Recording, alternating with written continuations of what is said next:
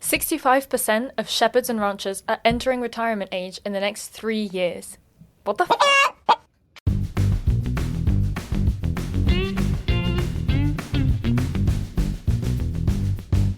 Hi everyone, and welcome back to a fresh new episode of What the Field, a podcast by CrowdFarming, where we get to talk about all of our favorite topics like climate change, sustainability, sustainable farming, and all of these types of things. We're super pleased because today we're joined by Alfredo Poves, and for this episode we'll be talking about a really interesting topic, which is the future of shepherds and ranchers and what this industry is going to look like in the future. And we're especially pleased because you're here in person, which is always nice to have a nice conversation. I think it adds a lot. It's a big bonus for us to be able to speak to you face to face. So thank you so much for coming all the way here. Thanks for having me, and I'm also happy that we took the advantage that we're both in Madrid. So, yeah, absolutely. Great. Well, I think we're all excited enough to start from the beginning. Why don't you tell us a little bit about, just about yourself, what you've been up to, and why you've become a pro in this space. So my name is Alfredo Poves. I'm co-founder and CEO of Ixorigue. So my personal background is a bit diverse. I've been an entrepreneur in several fields, always involved my whole career with technology. I've led product and technology teams in multiple industries. I'm Madrid native, originally from here, but my professional life gave me the opportunity to live abroad for almost a decade. I lived in Mexico, I've lived in Colombia, and I've lived in the US. I have a deep passion for building tools that, solve like real day-to-day problems. I've always been involved in what is now called data products. So products that, use large amounts of data to make whatever it is, easier. That's been sort of like the motto of all the products I've worked with. And now I'm extremely excited to be able to work in livestock farming and being able to use and apply those same principles that have, changed dramatically many other industries, apply those to livestock farming. Yeah. And so what exactly is the product Ixorigue, and how does it apply to livestock farming? Okay, so our product has three main components. Number one is a smart device that tracks the location and the behavior of animals in real time. Number two is a set of algorithms that process that information in real time and extract, valuable insights for the farmer regarding, the well-being of that animal. Number three is an app, a software app, super easy to use that, helps the farmer track the day-to-day of their farm and get additional valuable information of, how their farm is doing. Mm-hmm. So we offer that in a sort of like a service model. So, farmers pay a monthly subscription in the same way that, they will use any other software product. That's kind of it. That's amazing. And Alfredo, why is this needed? Why did you need to create this tool for farmers that never existed before? Yeah, so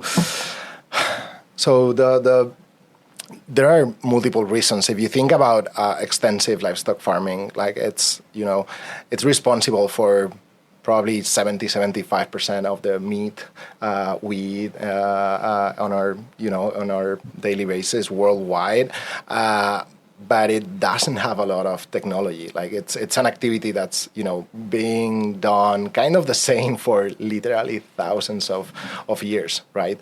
And the day-to-day of cattle farming, it's very inefficient in some ways because typically in extensive farming, like animals are not confined in a farm. They are grazing in the mountains or in usually remote areas where they are, grazing, being fed by 100% pasture, totally free. So, the farmer, the owner of the farm, like doesn't have a easy way to, check on the animals,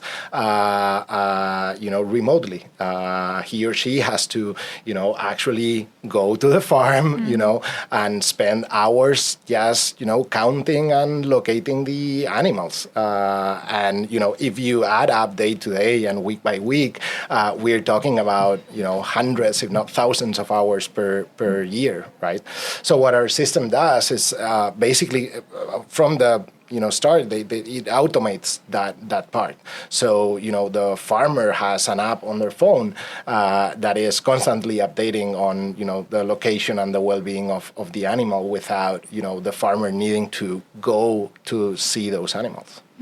And did they know that they had this problem, or did you have to kind of go and tell them you're going to save all of this time, or it was already a pain for them? I mean, it's definitely okay. A pain. Definitely a pain. I mean, sure, it's in Europe and Latin America, it's a very traditional activity, So yes, we do a lot of work in terms of, hey, there's a better way, to do what you're doing in your daily life. But at the same time, it's not super complicated for them to understand, right? Like it's pretty, if you think about it, it's pretty straightforward, right? Like farmers today, even, elder ones, like they have a smartphone. They use Instagram. They watch things on YouTube. They use Google Maps. So they are already used to technology, right? So having an app to track their livestock, it's pretty obvious for them, and and the value and the benefit, it's immediate, right? We have customers that tell us constantly, right? Like before, installing our system, like I had to go every day for maybe 2, 3, 4 hours just to check on the cows, right? Now maybe I can go once or twice a week, and only if I receive an alert that an animal might be in danger, or I need to do something specific, right? But it saves a huge amount of time, so the value is pretty obvious for them. Yeah. And I always thought that like ranching and that type of farming is so traditional. And we watch shows like Yellowstone and stuff like that, and it's just like you see the work that's involved. And it's so easy to see that there are easier ways. But I would also think that maybe they're quite attached to like these traditional ways. Is there almost like a cultural, or I'd even say like spiritual connection to old-fashioned ranching? Well, I mean, that certainly is, but where we see the sweet spot is in that combination between human labor and technology, right? We are not automating taking care of animals. Like we cattle farmers are still needed, and veterinarians are still needed for that. What we are saying is, hey, you don't need to spend half of your time just searching for animals. Like we have customers that have their animals in very, very remote areas where it's not a farm where you go and you see all your animals. Like maybe we're talking high mountain or large extensions of very large ranches where farmers need to spend hours, if not days, just to locate the animal, and they are pretty happy about not having to do that and being able to, invest their time more efficiently. Yeah, for sure. What I loved about your product when you showed it to us, it's that you kind of adapted to, you say, most people have a smartphone already. Yeah. You said, if you know how to use WhatsApp, if you know how to use a GPS, you can do this. But what did you learn from them, or what was a surprise? Okay, this is the tool I give you, and I'm going to change your life because it's going to be much easier. Then when they started using it, because you're not a rancher, maybe you didn't know, how did it surprise you? So number one is that, there's a lot, like there are certain customers that we have that, have really surprised us because they took a lot of advantage from our application. Like they were really, waiting for, a system that could help them, log every activity that they have on their farm in a really easy way. Because, it's the same with agriculture. Like livestock farming is a lot about data. Like you need to, learn about your animals, about the quality of your animals, about how to handle your animals in order to make better decisions. Like it's not different from, from any other industry. So we found that certain, let's say, more tech savvy farmers, like they were just waiting for, a solution that was more suited to their needs, that didn't, overcomplicated things. So that was a surprise. And then, on the other hand, something that has been fascinating is that by monitoring the location and activity of the animals, there's a lot of information that can be extracted from the device, right? And when we are, in the field with our customers and we see them interacting with the app, like we find amazing things, because just by looking at the path of an animal in the last 24 hours, 48 hours, they are able to extract a lot of information. Hey, this animal didn't went to drink yesterday, or why is this animal isolated from the rest of the herd, or hey, this animal is not moving as much, or is not as active as the rest of the herd, right? And they extract a lot of information from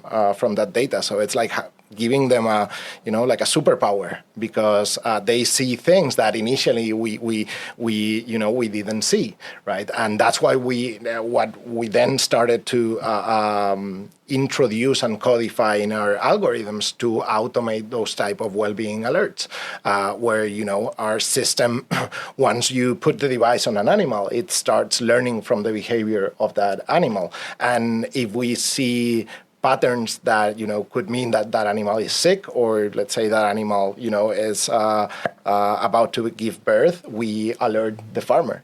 And all that came from literally seeing farmers using our system and extracting that information themselves without any algorithm or AI involved. But is the product just like a GPS locator? So all of the information that you guys extract is based on the pattern of the movements? That's correct. There's no like health, or so if you were to know that a cow is about to give birth, it would be based on their physical movements. Exactly. There's a lot that was also a surprise, right? And we actively collaborate, with veterinary departments and data science experts based on this, right? The thing is that we track location and activity, so and we track that very precisely and very frequently.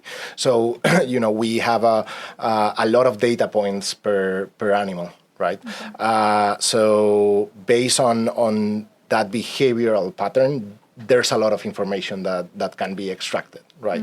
And it's great because you don't need a very complicated device that could probably malfunction or work in the harsh conditions of extensive livestock farming. If you need a more complicated device, that also makes it more expensive for the farmer. So our approach has been to, hey, let's build a simple yet powerful device, right? That is as affordable as possible for the end customer, right? And let's work on extracting as much value as possible from the data we get from the device. I'm going to change gears a bit, and maybe later we can get back to the technology, but. So livestock at the moment is in a difficult position. We have a movement going towards not eating meat or dairy, vegan, vegetarianism, etc. We have a separate movement that goes into livestock done responsibly, is the future of agriculture. And we call this part of livestock integration or regenerative agriculture, whatever. I don't know if you from Ixorigue have a point of view on this, or if not, what's the role you want to play in the future of livestock, however it evolves? I mean, first of all, people is free to, make the dietary choices they want. Yeah. The data shows that, the world is eating more meat, not less meat. I personally think that, we should eat less better quality meat in general as a society, and that means meat that has been produced more responsibly. So, the type of livestock farmers that we work with are, very much on that trend of, producing meat, in a way that is, more friendly with the environment, more respects more, or takes more into account animal well-being, but also produces, better quality meat. Yes, it's changing a lot in that space. I saw recently as well that there was like this very famous vegan chef who has a restaurant who just started putting regenerative meat on the menu. And so obviously it created like a lot of controversy, and people have different thoughts about it. Yeah. But in like in Spain, extensive livestock farming, and here I'm making a very, a specific point between, intensive mass production farming and extensive farming, right? But extensive farming actually plays a critical role in the ecosystem, in terms of soil fertilization, in terms of, maintaining biodiversity, in terms of preventing wildfires, which is, a huge thing, at least in the south of Europe. So we do believe that the future of, agriculture and livestock farming, combined, should move towards, more responsible types of farming. So if, I would love to go to that restaurant. So it's called extensive farming, like ranching that's done on extensive amounts of land is then called extensive farming? Exactly. I mean, it depends. There's not like one single term, and every country has its, his nuances, but yeah, typically, I mean, this is a type of farming where animals are eating only pasture, almost 100% pasture, or at least 100% pasture for 8, 9, 10 months of the year, and where basically animals are grazing freely in large surface. So the impact of the soil is much more controlled because animals are not confined. So also waste management, which is a huge thing in intensive farming, becomes actually an asset and not a waste, because it actually helps fertilize the soil versus, spoiling the soil and, potentially polluting water, et cetera, et cetera. Yeah. And so where does it work best, or where do you work mostly? I just realized we talk a lot about Europe, but it's probably... we launched a product a year and a half roughly ago. So our customers are still mostly in Spain, I would say all over Spain. We started in the mountain region in the Pyrenees, in the north of Aragon community, but then we expanded to, I think, every single part of Spain, right? From super mountain region to the Esas in the south, where, there's a lot of cattle farming. Then, we started little by little by getting, customers in France, in Portugal, etc. And then a few months ago, we started our Latin American expansion. We have a few customers using the system now in Colombia, and in the next few months, we're going to be opening up, branches in several other Latin American countries. I feel like it would be very successful in Latin America because there's so much space, and I mean there's so much cattle and so much space, so it's like ideal. Yeah, no, and I mean the type of ranching they do, of course, it's it has its own particularities, but the pain point is is still the same, right? And even more amplified because typically cattle farmers live in the in bigger cities, and maybe the ranch is literally 3 days away, in really remote areas, right? And also tracking tracking where the animals are grazing also adds an additional value for those type of farmers, because they can actually track, if the animals, have been grazing in protected areas, right? So it also, gives that extra layer of traceability to, we give you the tools for you to actually prove, that your animals have been grazing in areas that, haven't been deforested or, are protected. So that's also interesting. Yeah. So are the animals, are the owners of the animals always also owners of the land, or are there collaborations between landowners and animal owners? It depends. So in Spain, I would say mostly no. There are farmers that rent land for cattle farming.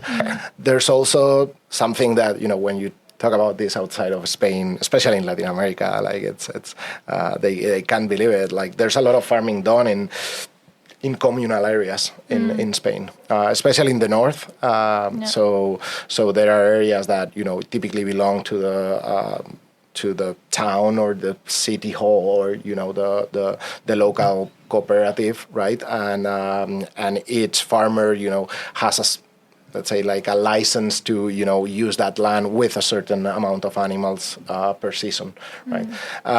In Latin America, typically farmers, own the land, or, if it's bigger operations where, there are multiple investors, etc., they sometimes, they rent as well.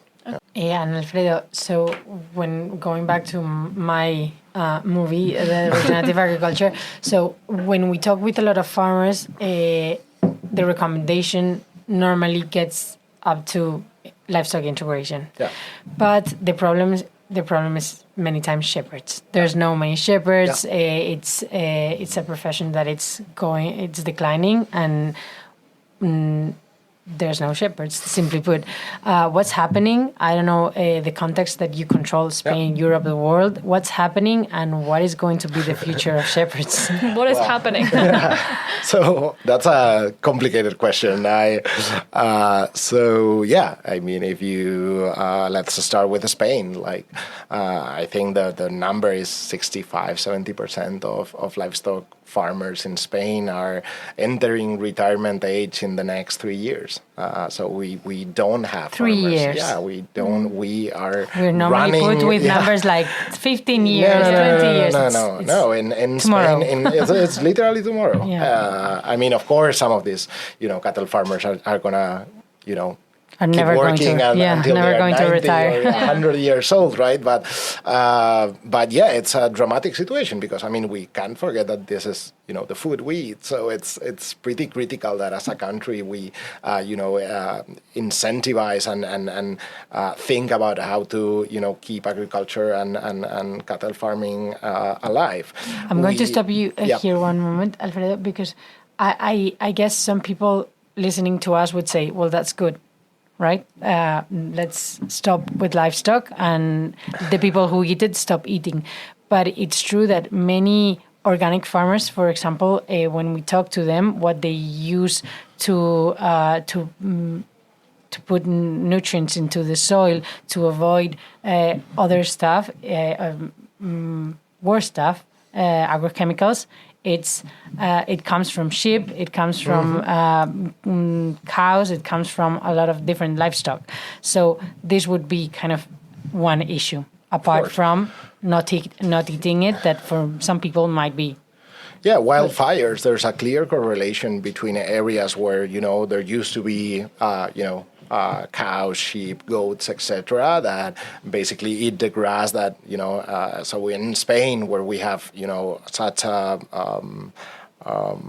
strong seasonality where, pasture grows a lot, but then, dries very quickly during the summer season. Like, we need animals to eat that grass. If we, don't want to live in a wildfire hell. Yeah. And there's a clear correlation between areas where, for whatever reason, you used to have animals and then they don't, and, wildfires, of course, increase. Then there's the fertilization issue, right? Combined systems where you combine, agricultural practice with certain livestock, with some livestock. It's been proven that, the soil regenerates much better without the use of, chemicals, fertilizers, etc. So I think we need to find that, I don't know, that balance point in which, farming can be done more sustainable, and that's gonna be a improvement for everyone and for the planet. Yeah. Because in regenerative agriculture, the idea, like what you were saying, is usually integrating livestock on a farm that's already producing other crops and that's like doing other stuff. So any tree crop farm could integrate livestock and there would be benefits. But do you ever see that like kind of reversed? If only livestock farmers, are they like integrating other crops, or how is it interesting environmentally for farmers who are only farming livestock? Yeah, most farmers are also doing some type of crop. Okay. Because especially in Spain, like there's not pasture for the whole year.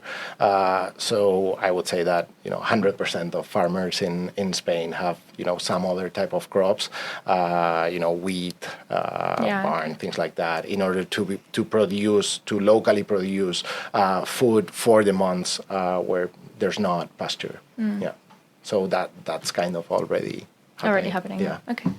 It also, what I've heard from visiting some farmers is it gives shades to the animals. For example, if you plant some trees, you can do things like marmalade and then combine, have different sources of income, like things like this. And of course, for the soil, for the different, like getting different nutrients into the soil.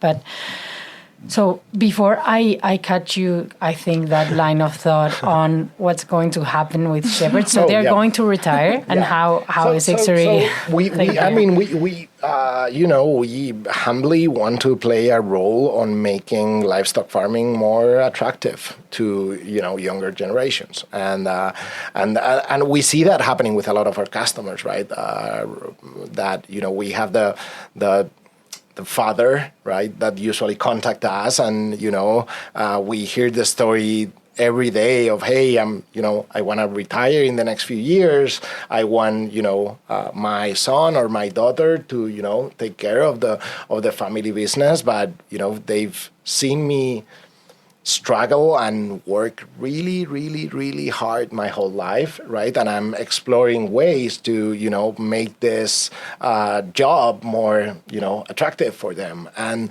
it makes sense. Like livestock farming, same thing with agriculture, is extremely, extremely time consuming. Like, cattle farmers don't have holidays, don't have weekends. We are you're dealing with live animals, so things can happen literally, at any moment, right? So it's exhausting, right? And cattle farmers are really passionate because they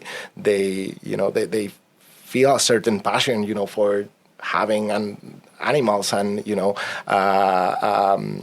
they wanna. I think that's great, but having tools that help shepherds and cattle farmers, as we said, like be a bit more efficient especially in their use of their time, is one key component in helping making it more attractive for a new generation. To sort of like take the lead and continue in the business. I think it will happen. Yeah. So this is with the devices and the technology you have today, right? So you, instead of dedicating 3-4 hours a day, you have it in your phone. What about the Ixorigue of 10-15 years? Where are you going to? Well, first of all, I think when I think about our company in 5 years, like the one thing that will make us more proud is if we continue working with the same customers that we work today, right? Because that will mean that we've kept providing value and adding new functionalities that are useful for them. Like one thing, I mean, a lot of companies focus a lot on growth, and sure, we have our growth strategy, but we pay a lot of attention on customer retention, like being useful for our customers every day, every week, every year, right? And so far I think we're doing a great job. So really, most of the customers that have started with us, even years ago, that they continue using the system, which is fantastic. So hopefully they still do 5 years from now. And then in terms of expansion, we have huge plans. We are about to start selling in other Latin American countries. The Colombia market is super promising, but also Uruguay, Bolivia, Brazil, Argentina. We see a lot of demand there, and then hopefully the rest of the world. Like when I think about the future of livestock farming, like for me, it's really obvious that every cattle in the world is going to have some form of tracking device, right? It's going to happen. I don't know if in 5 or 10 years. So, and hopefully, we are part of that revolution. Yeah. And it's super interesting what you were saying. Like if these people are going to retire in 3 years, they want their sons that to inherit the business. And they're showing you so much knowledge that they've been learning for 30, 40 years. You have a huge role in passing that knowledge along to the next generation, and introducing it into the technology. This is, hey, alert, this is happening because maybe that new generation doesn't know because they haven't been dedicating themselves to it. 100%. I mean, we want to become sort of like a co-pilot for cattle farming, and we work really hard to make our device, our algorithms, and our app as useful as possible. And the only way of doing that is listening to our users, every day and improve the system every day. So sure, like that's definitely our goal. Yeah. And what about the technology? Because now they have this kind of color, yes, that identifies where they are with a GPS, I guess. Yeah. You were telling me the other day that this works with radio instead of mobile. Yep. Because it's true that there's many areas with cell phone connectivity. Yeah. But what about, is it going to incorporate other functions in the future? Yep. So the way we think about our devices is that, number one, they have to be extremely resistant and extremely reliable. Right, like you can't forget that this is, a device on an animal that can weigh over, a ton. That is, not in a farm; it's in the outside. So it has to be extremely resistant and reliable. Then it has to, work in areas with little or no cellular connectivity. You can't charge it. Exactly. You don't have access to the animal, so autonomy for us, it's super important. Our current device, it has an autonomy of 3 years, which it's fantastic. And then one key thing that it has to be super optimized to make it as affordable as possible. Right, we want to democratize this technology because we truly think that almost every farmer on earth could benefit from it. Because normally, if you have 2 cows, you have them localized. Exactly. And we see also a huge increase in value when customers start install the device in all or almost, older animals, because that's when, they can you see patterns. Yeah. Exactly, see the patterns, but also, start worrying less, and saving more time. So for us, make the device as cost efficient as possible is, one of our critical areas of our internal ID, right? So we are gonna keep making progress in those areas. I think in 2-3 months we're gonna launch a new generation of tracking device that it's not gonna be a collar, it's gonna be an ear tag, right? And it's gonna be probably 2 to 3 times cheaper. So what's the cost, if I can ask? Yeah, right now it's about €75 per device. We want to make that even more affordable. Okay. Keep in mind that typically our customers are buying 50, 100, 500, right? So unit cost has to be as optimized as possible, right? Okay. Guys, shall we have a look at the product since we're in person and we have the video? Yeah, sure. I think it would be cool for those of you who are just listening without watching the video. Alfredo has bought the product with him, so we thought we would just check it out. Yeah. If you're only listening, go to YouTube to watch this bit. Yeah, this is the device. I mean, all the magic happens in here. Like all the electronics. This is protected to be waterproof, shockproof, resistant to hot, cold, humidity, etc. And this bit goes around the neck? Yeah. This goes has around the neck, so the device is kept, in the side or at the top of the neck to have better satellite connectivity. Wow. And I guess for this to become the shepherd of the future, if we need it, maybe we need both to collaborate. We need for this to be able to direct the hair. Yeah, definitely, right? definitely. We've been working for some time now in including like some stimulation component into the device. Hopefully, we can have a commercially available product next year.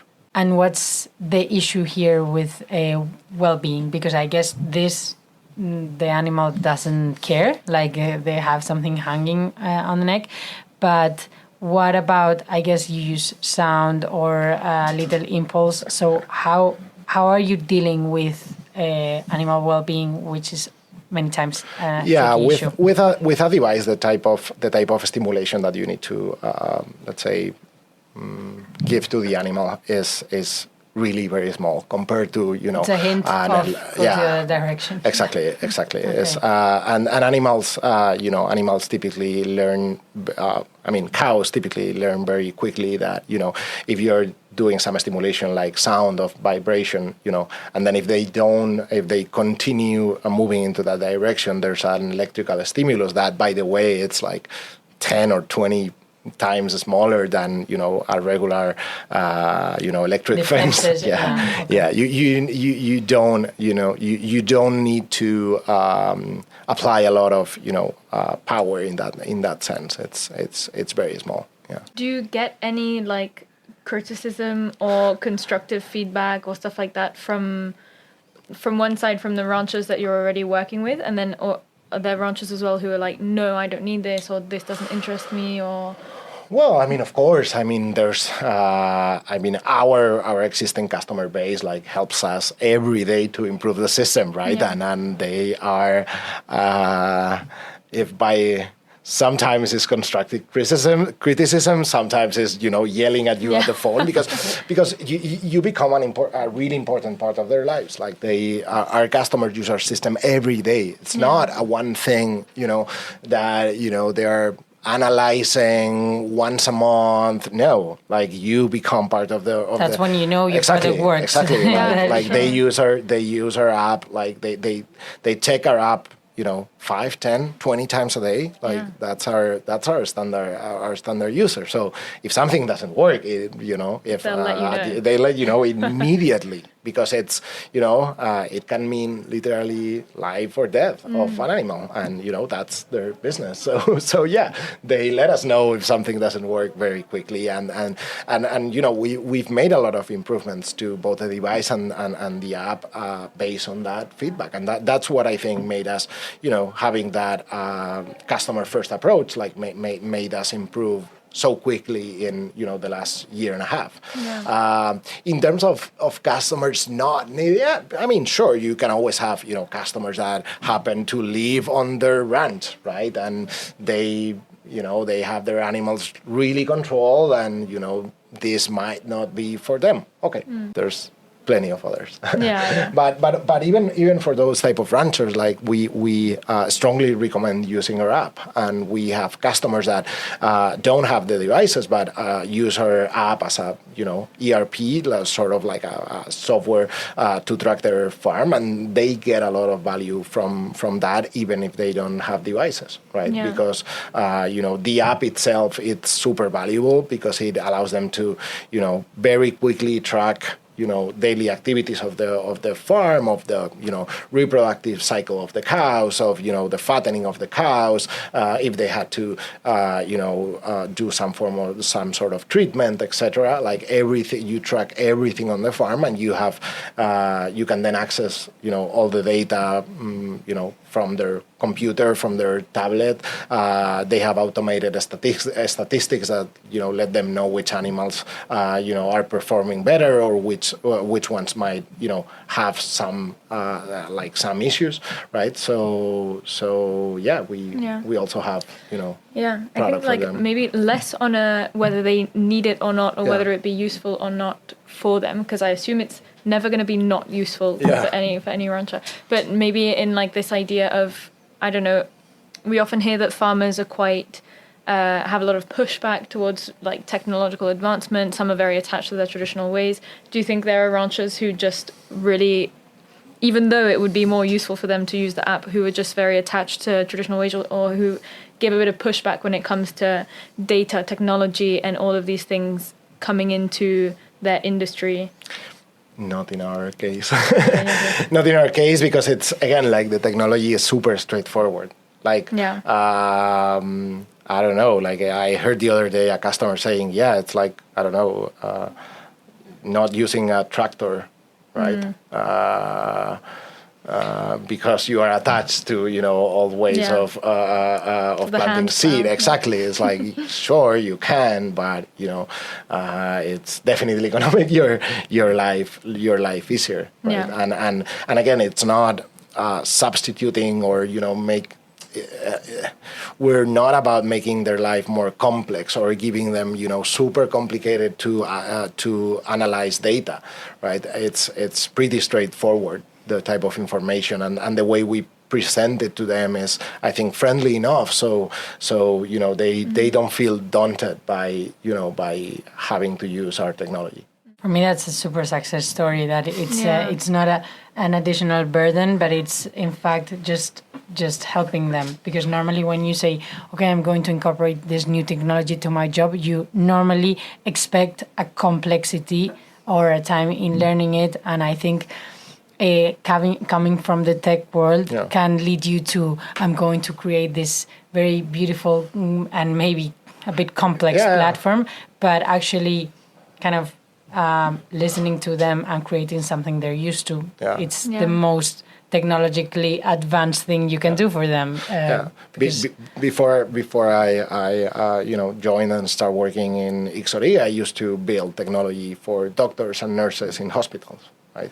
And it's also a very interesting area, because it's pretty critical that they are dealing real time with human life. So when you design an app for a doctor, you need to be very precise in terms of, hey, what's the critical data and what's the simplest way I can put it, so I don't take time away from the doctor, and I present the information in a very clear way. And in a sense, this is kind of the same.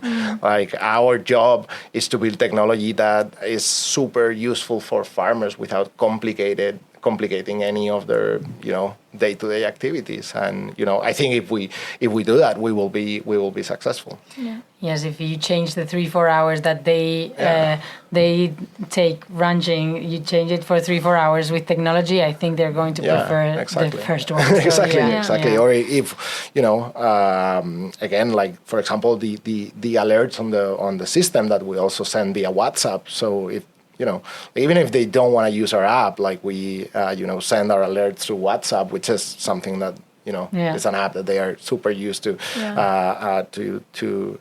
use on their day-to-day, right? And we're letting them know, hey, this animal might be in trouble, go check her out, right? Or this cow might have started, labor. If this particular cow has a history of problems with labor, like, hey, check it out, right? So I don't know, it's easy to use.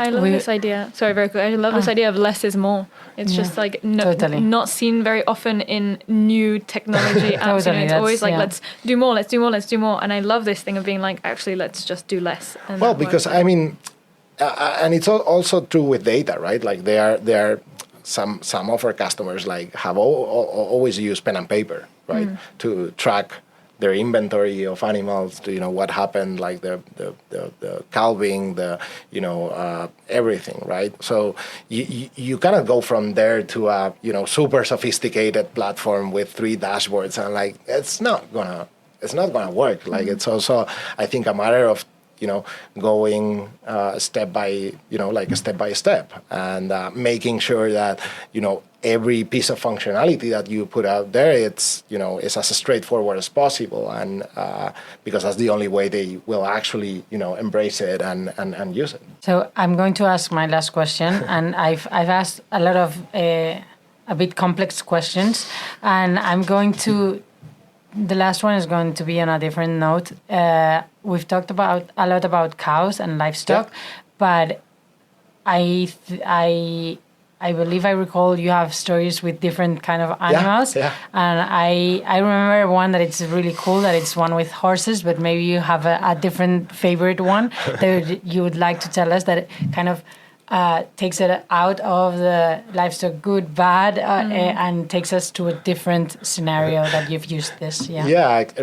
Currently our system is used a lot for horse breeding. Horse breeding in Spain, as you probably know, is a big activity. Also for sheep and also for goats. Our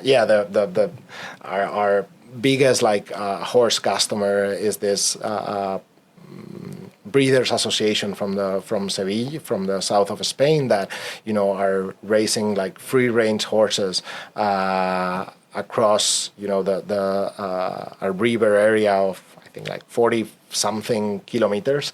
Horses move a lot, so tracking horses, locating horses is a daunting activity, right? And they are able to use this area of land because it used to be polluted because of a spill that happened.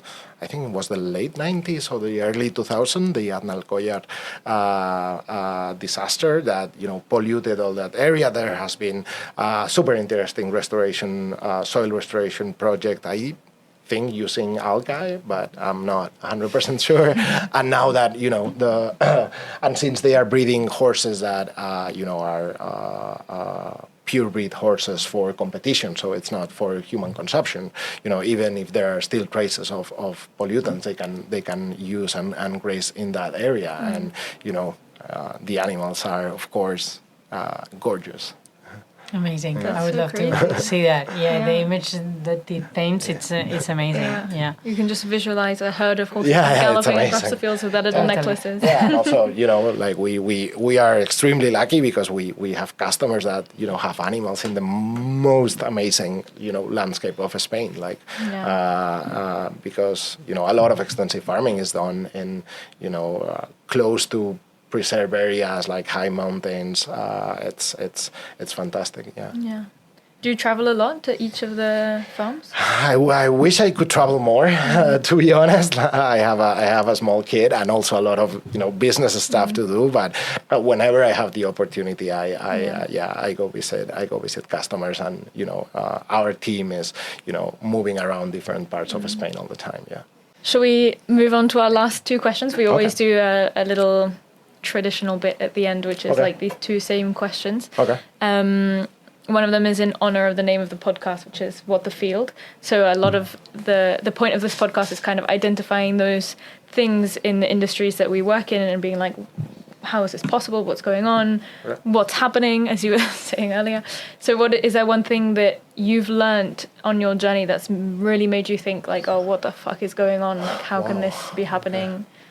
It can be positive or negative, because I think it depends. Wow. Okay.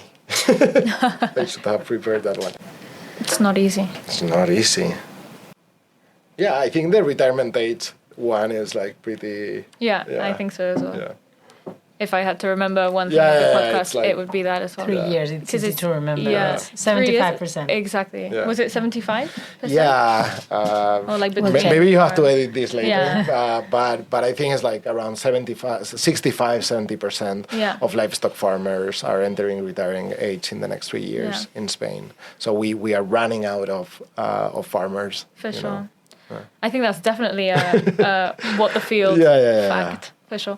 And the other one is also more like for maybe a recommendation for our listeners of a movie you've watched or a book you've read or something like that you just like to share with everybody. It can be literally anything. Like some people say very business oriented or industry specific things, but some people say Lord of the Rings because that's what they watched last weekend. So. Yeah, so probably, I'm not a livestock farming expert. Everything I've learned is by reading, holistic management, the classic holistic management books, which, are super engaging and fun to read. And, you learn a lot about regenerative agriculture and the relationship with farming. And then probably Everything I Want to Do is Illegal by Joel Salatin, the American farmer. It's a pretty fun read on, the intersection of food production policy and, the reality of a small farmer. I would strongly recommend that one, yeah. Amazing. The title is so enticing. Yeah. I'm like, just with the title, I'm like, I have to read this book. Yeah. That's perfect. Great. Well, thank you so much. I think it's been so nice. This is a world that I honestly didn't know very much about at all. So it's been so interesting for me to hear about all of this work and even to learn about ranching, and because we work a lot with farmers, but very few of them are so specialized in ranching. So it was really, really interesting to chat with you. Thank you so much. Thank you for having me here, for giving voice in this podcast also to cattle farming, which it's super interesting. It will probably deserve more discussion and more time. Yeah, definitely. There's always more opportunities in the future. We'll see what happens in 3 years. Thank you so much. Thank you.